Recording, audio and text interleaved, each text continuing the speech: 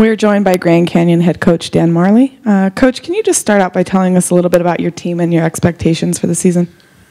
I'm excited about our team. We have 9 freshmen and sophomores, so we're going to be young, but we brought in some older fifth-year guys who are experienced, tough. So I think our mixture is really good. I'm excited to see where we're going to be this year. We have some guys that redshirted that are going to be able to play who are chomping at the bit. And always our expectations are to win the WAC. Our first year here, we finished 3rd. Last year we were able to finish 2nd, and our goal is always to finish 1st. So our expectations are that, and to continue to get better every year. We're still on our probation period where we can't go to the NCAA tournament, so we have 2 years left.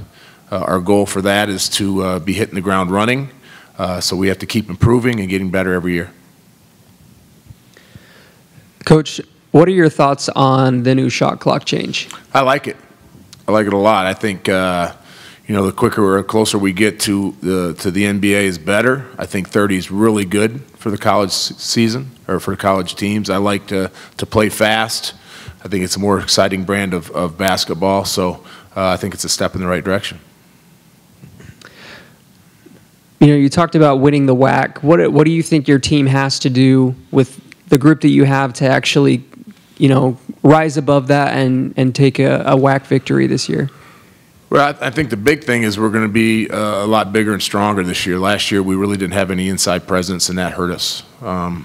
We were able to add some guys who are not only bigger and stronger, but are more mature. 2 fifth-year guys, a junior college kid. I think that size will alone help us to compete against the bigger teams and have a more last year we were a perimeter team. We couldn't throw it inside at all. And this year we'll be able to pound it inside a little bit. We'll do a better job in the rebounding aspect of the game. And then just, believe that we can do it. I think our guys can believe. They're excited about the process, about what we're doing. Our chemistry is great. We've spent a long time, hard time in the weight room this summer. Our guys are looking really strong and fit.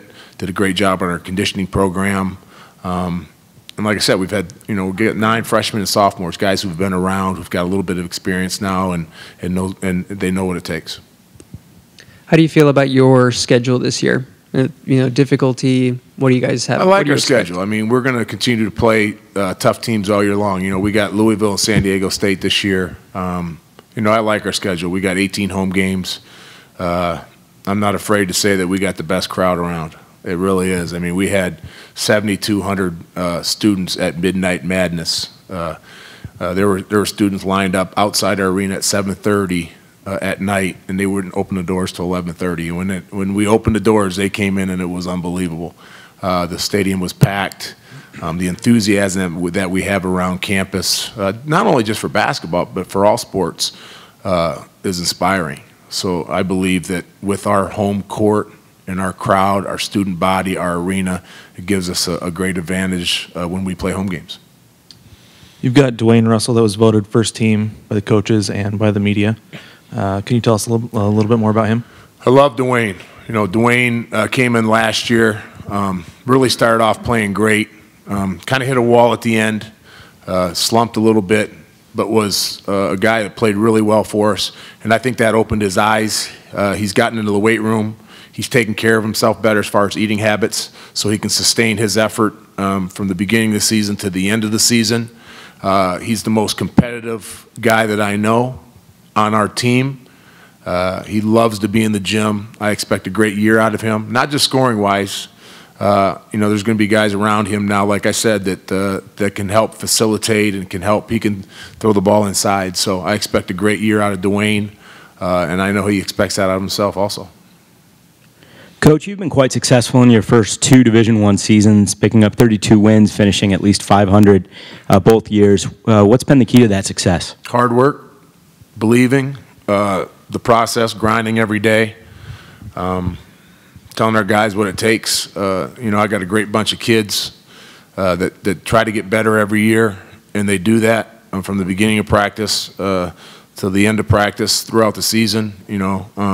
Especially that first year, they bought in and really saw a lot of results to that.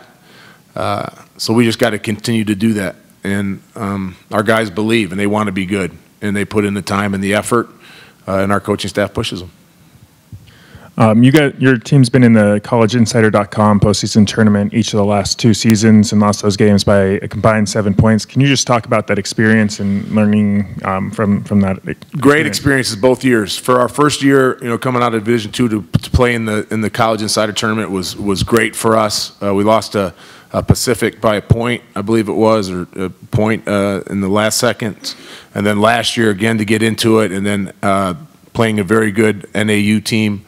That also was a close game, and I believe NAU went all the way to the finals or the semifinals. So we've done really well in both those tournaments, and because that we can't play in the WAC tournament, we're not eligible to play in the NCAA tournament, that's something that we look forward to doing and kind of pushes us throughout the year.